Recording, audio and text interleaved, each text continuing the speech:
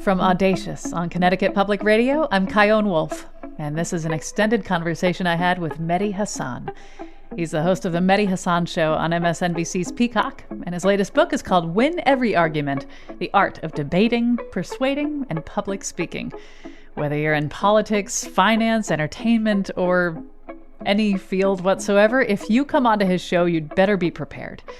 Mehdi and his team are known for having all of the receipts. He never shies away from an argument and makes a point to hold politicians and public figures to account. And much to the chagrin of his guests, he loves to win. So I asked Mehdi the same question I asked interviewers Gayle King and Ziwe, whom we also spoke with for this episode, and whose extended interviews you can check out on our podcast feed. How much was the little kid version of him exactly as he is now at 44?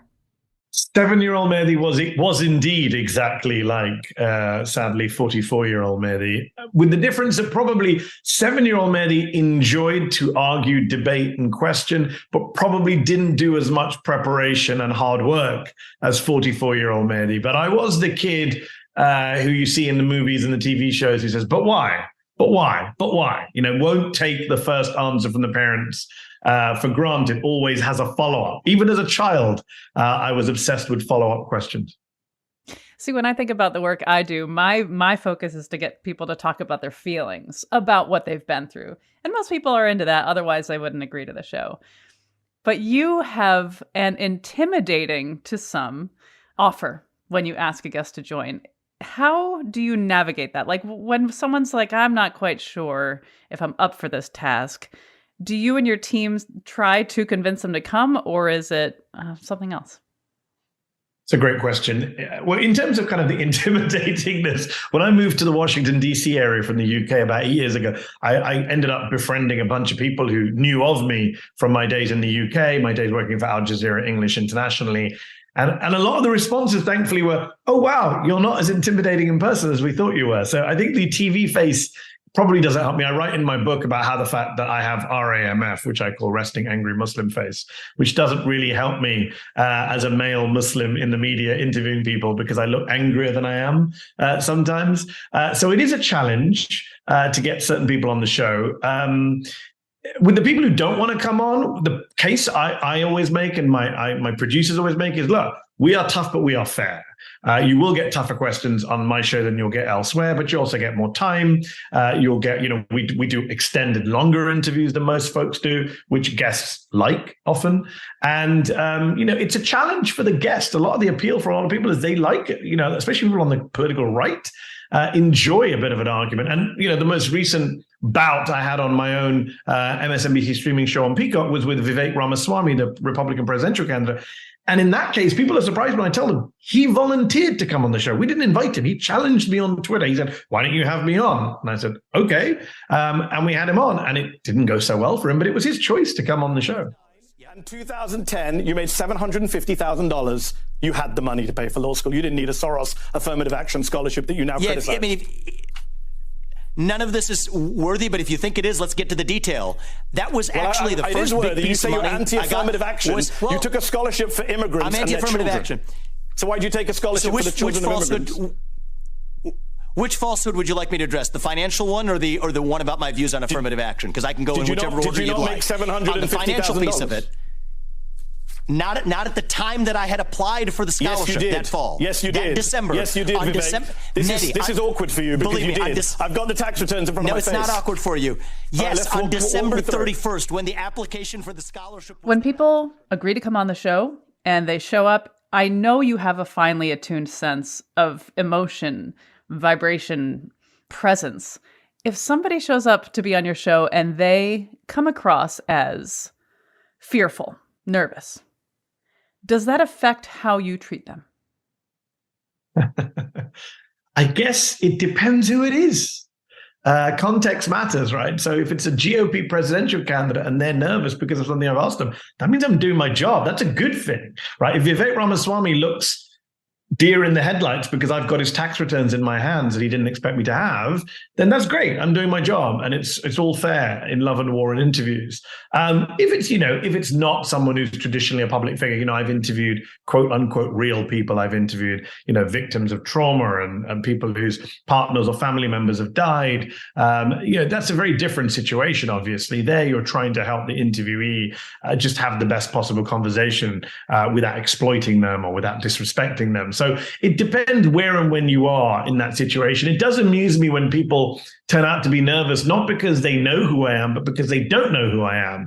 And that's happened to me a few times where people just don't prepare. And in my book, Win Every Argument, I have a whole chapter on, do your homework, prepare. And it's amazing how many people in public life don't prepare for something as important as a live TV interview, for example. I interviewed the vice president of a country, I won't say which one, a few years back when I was at Al Jazeera English, and I could hear them. Their mic was open and they were saying to their assistant, so who's this person? What's this show? We're about to start the interview and now you're asking that question? Like, that's a bit late in the day. Yeah. When I think about conflict, there are parts of me that light up, like especially if I think I'm right and I'm prepared and I've covered all the bases, like let me at them. But there's sometimes when it comes to conflict, especially when it's something personal, something delicate, that my heart sort of contracts and I'm afraid of this conversation. Are there any conversations that you fear having?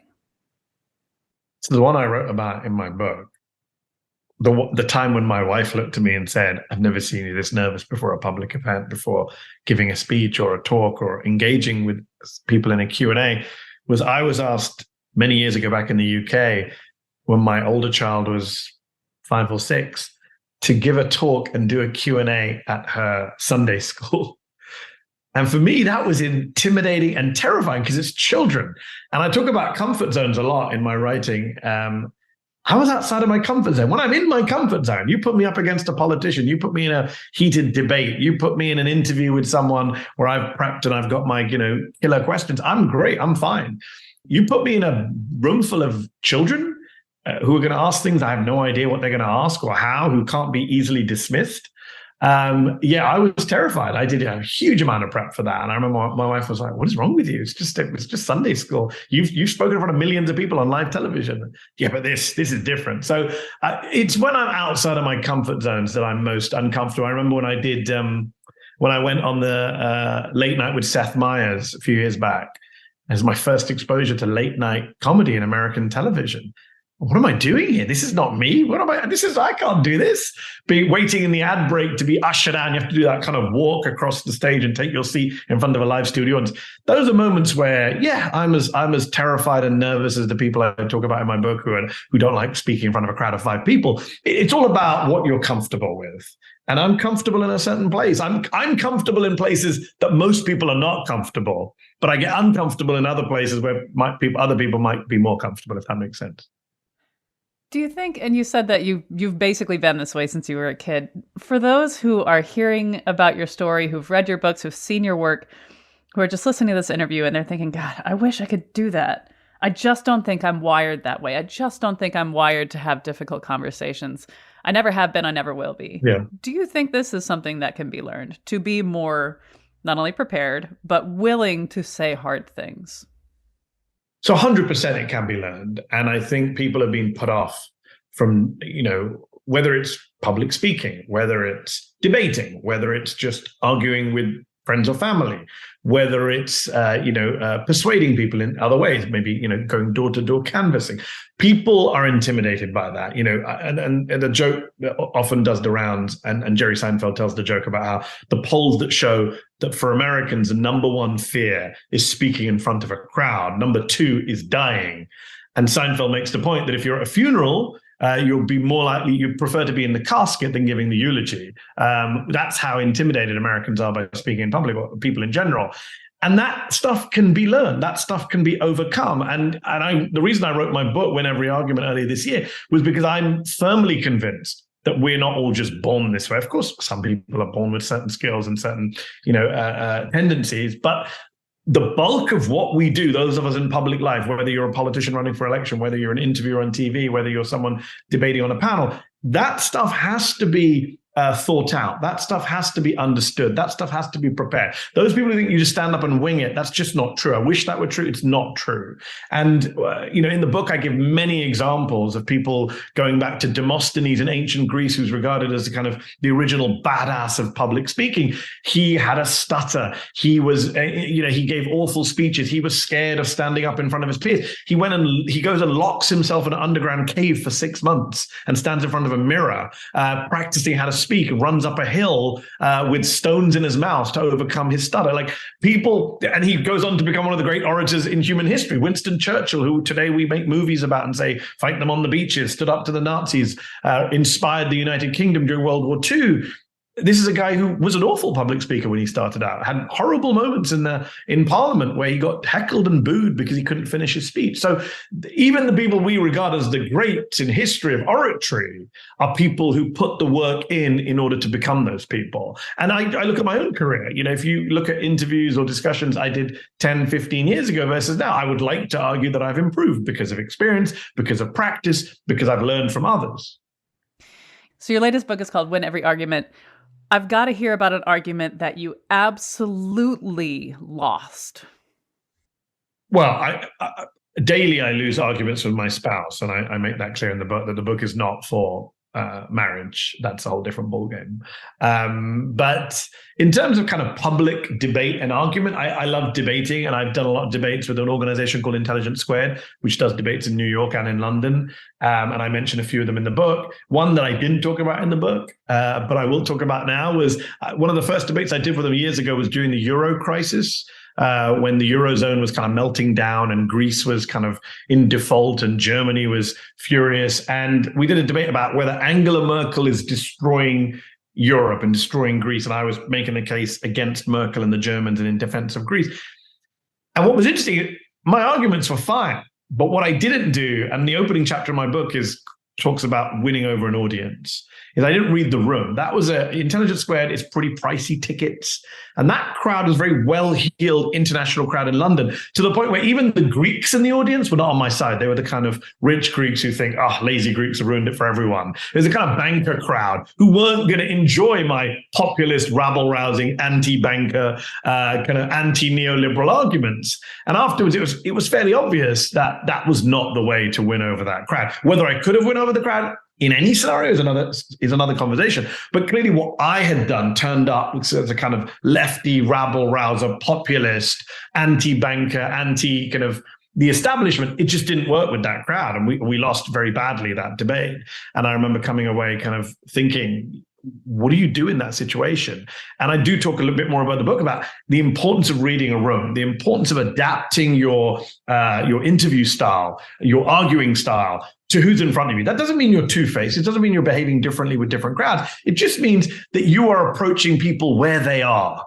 And that applies to whether I'm talking to your audience on this radio show, whether I'm doing my show on MSNBC, whether I'm doing an Al Jazeera show for a global audience, whether I'm going on Seth Meyers, totally different type of crowd. You need to understand where you are, whose questions you're answering, who you're trying to win over. And sometimes we forget that. We're a one-trick pony, which doesn't work in the world of communication. I wonder how much, when you are preparing for a debate or an interview, which are sometimes one and the same, you've done all this research and your team's done all this research. And so you're pretty solid about how you feel considering what you know to be true. But I also would like to hear about how you feel when you are humbled, be it in front of a live audience or in your personal life. I think for some people being humbled is like an attack. And for some people being humbled is like a dopamine hit. Where do you lie in that? Well, look, I wrote a book called Win Every Argument. So obviously I'm not a person who likes losing. Let's just be very honest and blunt about that. And that goes back to my childhood. That goes back to playing board games with my kids. They know I don't spare them.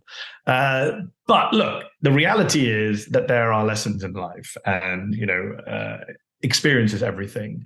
And there is a quote in the book from a BBC presenter who interviewed Kanye West back when he was Kanye, who has this line, like, you win some or you learn. And I think that is the right philosophy, that even when you lose, you have to turn that into some kind of personal victory. And the best way to do that is to say, all right, what did I get wrong? How did I lose? How can I do better next time? So when I interview someone, I remember interviewing a Turkish minister back in the day after the attempted coup in Turkey and the crackdown on dissenters. And I had all my stuff, the human rights reports and all that, and I went for him, and he was super smooth, super slick, smiling, just kind of dodged any kind of zinger question that I thought I may have. And I remember thinking afterwards, yeah, he totally won that. He totally came out of that exchange on top. No one will watch that interview and think, oh, Mehdi got him or Mehdi held him to account. Why is that? And that for me makes me go and reflect. And my team and I will sit down and say, all right, what did we get wrong? What can we do better next time? Where did we mess up? What did we not see? Where were we too arrogant or complacent? And that is the attitude I take. Otherwise, I would just have to go wallow.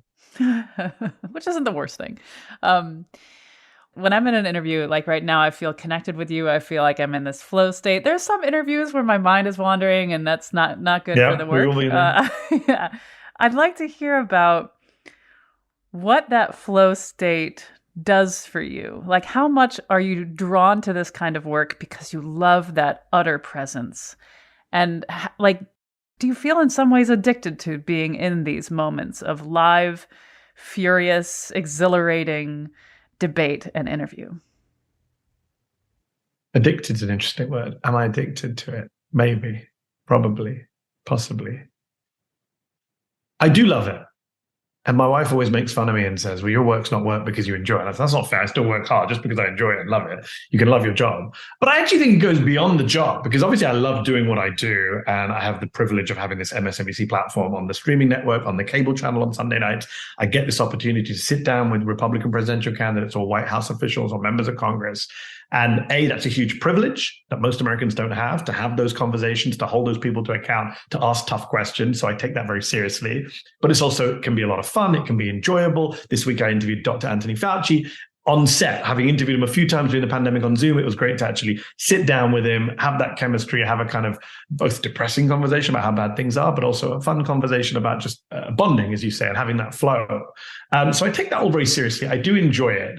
I do appreciate it. But I think you have to go beyond work, because if I say, well, I love this stuff and I love the adrenaline, I love being on live TV, that makes me sound like a crazy attention seeker and egomaniac, and maybe I am. But the reality is, I love it as much as if you said, if I go outside of this room and in my lounge right now, or in my front room, there's two friends have come over and they want to have an argument with me about a movie we all saw and we didn't like, I will look forward to that as much as I look forward to Vivek Ramaswamy. So it's less about the platform and the size of the audience. Like, I'll argue in an empty room, right? So it's just, I enjoy the clash of ideas. I enjoy the challenge of trying to persuade someone to come over to my point of view. I enjoy the back and forth. And yes, that flow, that chemistry, that connection. Some people get it in different ways. You know, they enjoy partying, they enjoy socializing, and I enjoy socializing, but this is what I enjoy. And it's not always a good thing. Like, it can wreck a good social gathering when you get into an argument over the dinner table. I've been there, done that, got the t-shirt and got told off by my wife. Who have you not yet interviewed that when you think about doing it, you salivate? That is a good question. Well, the question I always get asked is, would you interview Donald Trump? And what would happen with Donald Trump? And my answer to that question always is, obviously, I don't think I could turn down an interview with Donald Trump, but it wouldn't last longer than 2 minutes is the reality. Like, he would get up and walk out within like a minute or two of my questions and realizing where I'm coming from. So it wouldn't actually be a sustained interview. I like a challenge, right? People think I enjoy dunking on people, but actually I enjoy an intellectual. I enjoy, the very first TV interview I did, which kickstarted my career as a TV interviewer back in 2012, was with Richard Dawkins, the scientist, famous atheist. And it was in front of a live audience in Oxford, and it was for Al Jazeera. And it was really, really interesting because the guy, as much as I disagree with him, is clearly a public intellectual. And it was really interesting back and forth on a very thorny issue of faith and God and organized religion. So when I think about like, who would I like to interview? I mean, someone for me as a Brit, as someone who moved here from the United Kingdom and who became politically radicalized, if you can use that phrase, during the Iraq War. Tony Blair is always someone on my list of someone I would love to be able to interview, because as much as I loathe his politics and what he did, clearly a very smart, eloquent guy. And no one's really been able to lay a glove on him in interviews. I think Jon Stewart weirdly did on The Daily Show about a decade ago, but most interviewers, he kind of beats them. So that's the challenge and appeal. I think right now in American politics, it would be fun just to sit down with Ron DeSantis, because I feel like Ron DeSantis is so prickly, so defensive, but so many kind of open goals, that would be a furious exchange. But again, like Trump, would he just walk out after 2 minutes? We have a real problem now where, conservative politicians can retreat to their safe spaces on right-wing television, so they don't have to submit to tough interviews. Now, I don't endorse any sort of like violent or painful restraint, but if Trump had some very gentle handcuffs with furry bits inside, so he wasn't being hurt or anything. So he had to stay put. And he had to stay put. I mean, what would you want to get out of him? It's a whole platter of things you could talk about. What would be the one thing you would hope you would get him to say? Well, it's a great question, because my philosophy into Trump would be one thing. The problem with Trump interviews in general is that, understandably, the interviewer wants to ask about lots of things. This is the former president of the United States. There's multiple stories, and he's involved in multiple controversies, whether it's abortion, whether it's his 4 criminal indictments, whether it's, his incitement of violence, whether it's his anti-Semitism, et cetera, et cetera. And just doesn't work on someone like Trump, because I have a whole chapter in the book about beware the Gish Galloper. And the Gish Galloper in debate circles is a person who overwhelms you, beats you down with nonstop lies at rapid fire, and doesn't allow you to respond to all of them, just kind of floods the zone with BS, to borrow a line from one of Trump's former advisors. And I think therefore the only way to really interview Trump is to pick one topic and not budge, because he thrives on the interviewer moving on or going on to the next subject or not getting into depth. He can't handle depth, right? Because he's a truly superficial person. So I would just stick to one topic in detail, have one question, 2 questions, and like 10 follow-ups. And I think that would really be problematic for him, because no one's ever really done it. And separately, just on a more lighter note, I've always wanted to do an interview with Trump where you just ask him fact questions. Like, what does NATO stand for? What is the price of milk? What's the capital of France? Just see what he does, because I don't think he can answer any of those questions. I would listen to that. I understand you're a big fan of the Marvel universe. I am. Which superhero would you be? Unless you would make a whole new one up. Super Mehdi. Which superhero? Well, I guess I am Mark Ruffalo's Hulk in the original Avengers movie, whereas that's my secret. I'm always angry, I guess, is what my kids might say. In that sense, although weirdly, and people laugh when I say this, for some reason, despite being this kind of brown, Muslim, lefty, immigrant American, I do love Captain America. What do you think little Mehdi would say if he could get a snapshot of your life right now? How would he feel? I mean, would he be surprised that you are doing what you're doing? It's funny you should say that, because the other day I ended up... So Mark Hamill, Luke Skywalker, actually did a very nice tweet saying, I wish Mehdi Hasan could do all Trump interviews, to go back to something we said a moment ago. It was very nice. He's a big fan of mine. He's come on my show, and he tweeted this, I wish Mehdi could do all Trump interviews. I can only dream. It was a very nice, lovely tweet, which I thanked him for, but I ended up taking a screenshot and sending it to a bunch of friends of mine and family members on WhatsApp saying, if only 10-year-old Mehdi could see this as he sat on a Saturday afternoon watching a repeat of Star Wars and Empire Strikes Back and Return of the Jedi. So for me, like that, I wish I could give some high-minded answer, but the reality is 10-year-old or 7-year-old, I don't think I was watching Star Wars at 7, but 10-year-old, 11-year-old Mehdi would probably be stunned that the people from Star Wars actually like what I do for a living. And I try and tell my kids, isn't that pretty cool? And then they say, who's Luke Skywalker? Because it's painful. In terms of interviewing and this particular focus that I'm having you join me on, did I miss anything? Is there anything else you want to add? Maybe for those who are budding interviewers or in debate, and they're like, I don't know, any sort of advice, anything at all, open floor. The one thing I would say, especially on the American media scene, when it comes to doing interviews, is there is an awkwardness to asking certain questions. Whether it is a Gayle King or an Oprah Winfrey asking that kind of very personal question that some celeb has never been asked before, or whether it's someone like myself who does more adversarial journalism with politicians who's saying to a John Bolton, for example, as I did, how do you sleep at night with all this blood on your hands? People don't ask those questions because they think, crossing an invisible line, bit awkward, bit in your face. And there is an awkwardness there. And that is why people kind of end up doing softer interviews that I like them to do. And I would say the only way to get over that awkwardness is to do it. is just to do it. And that's why preparation is so important. Like practice is so important. Whether it's public speaking, I always say start with 5 people before you start with 500 or 5,000 people. Same thing with interviews. Do ask your blunter questions on the smaller scale with the lower level person before you get to the president of the United States. And I think that's so important because we're all human beings. It is very hard, no matter what the politics of the situation is, to get in someone's face. We have social norms.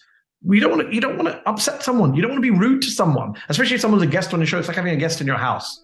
And you got to overcome that, because otherwise people who need to be held accountable won't be held accountable. And I think you just need to acknowledge it exists, and you got to push through. Mehdi Hasan, thank you so much for talking with me. Thank you for having me. That conversation you just heard was part of an episode we did with 2 other interviewers who are at the top of their game, Gayle King and Z-Way. You can hear those other extended conversations right around this one in your podcast feed.